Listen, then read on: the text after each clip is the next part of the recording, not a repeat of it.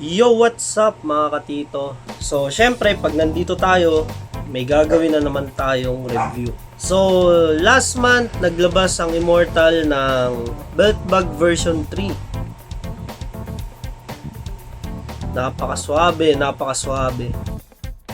At ngayon, naglabas na naman ang Immortal ng Belt Bag version 4. So, gusto nyo bang makita? Intro muna tayo.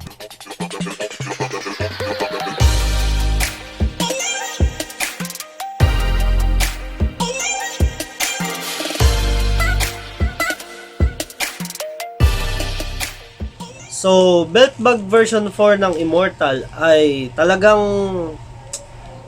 wala akong masabi, napakaganda. At syempre, maraming salamat sa binigay nyong bag, Immortal Moto Bag. Ayan po, Belt Bag version 4. So, buksan na natin. Yon!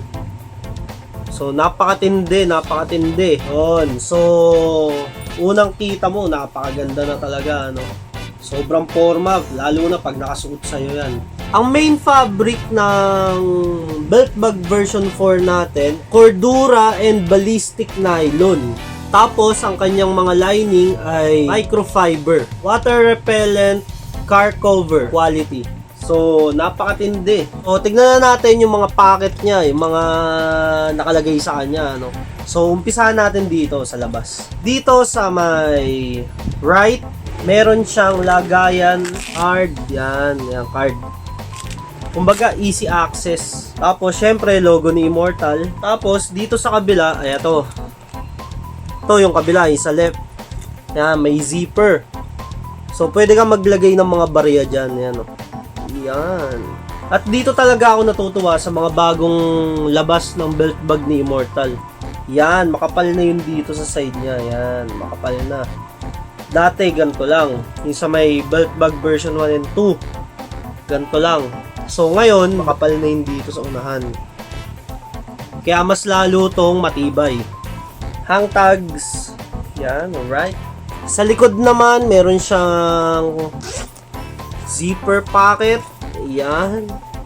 Sa front naman tayo, mga katito.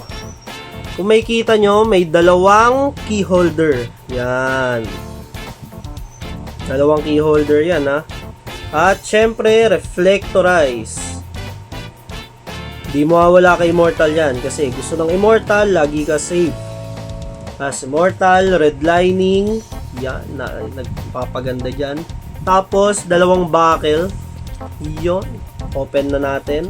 Para makita na natin kung ano yung nasa loob. At ayan. So dito sa may likod, yan. Sa may likod, meron siyang lagayan. Alright. Yan, pwede kang maglagay ng kung ano-ano diyan. Kunyari, itong vape natin. Yan. 'Di ba?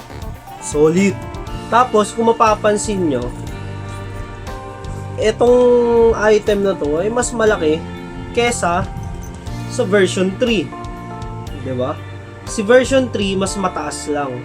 Pero sa haba, mas mahaba si version 4. Kaya mas marami kang malalagay na item. So, tingnan natin yung front pocket. Ito. Yung first. Yan, mga lagayan, barya. Pwede dyan. Yan. Tapos, ito, second pocket. Nakikita nyo. Yan, malawak. Malawak yan, mga katito. Yan. Tapos, itong third pocket, yung pinaka-main niya. Yun. So, napakaganda ng loob talaga, no? Basta main pocket ni Immortal, napakaganda ng loob. May reflectorize. May logo ulit ni Immortal sa loob. Yan. Siyempre, divider pocket. Alright. Para sa akin, goods na goods tong bag na to. So, ang bigat pala nitong bag natin na to ay 200 grams lang. So, napakagaan yan. At mabibili mo itong ating belt bag version 4 sa murang halaga.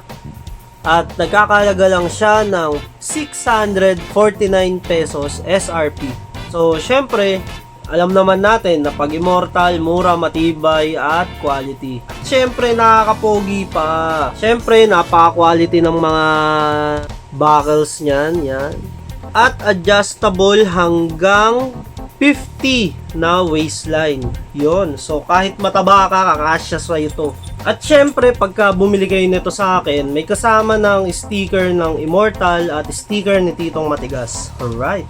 So, kung hindi ka pa naka-follow sa Facebook ko, ito po ang aking Facebook page. So, yun lang masasabi ko dito sa ating belt bag version 4. Napakaganda ng quality niya. Kung yung dati maganda na, ngayon mas maganda pa. So, maraming salamat po sa lahat na sumusuporta kay Titong Matigas. At syempre, paki-like na rin po ang page ng Immortal Motobag. At maraming salamat po kay Sir Lucas sa pagbigay sa akin nito. At kay Ma'am Tansy. Yan. So, thank you po. So, kita-kits tayo sa mga susunod nating video mga katito. So, maraming salamat po ulit sa lahat na sumusuporta. Like, share, and subscribe.